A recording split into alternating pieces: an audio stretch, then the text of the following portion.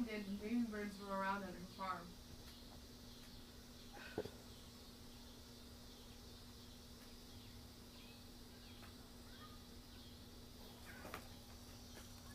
That's our house, and baby birds are right there.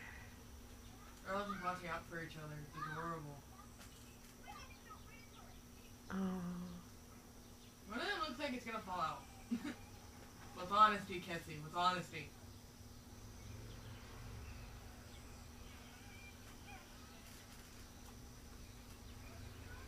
So cute.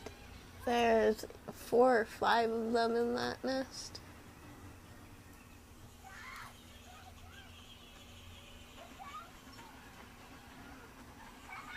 Oh, there's another one popping its head out.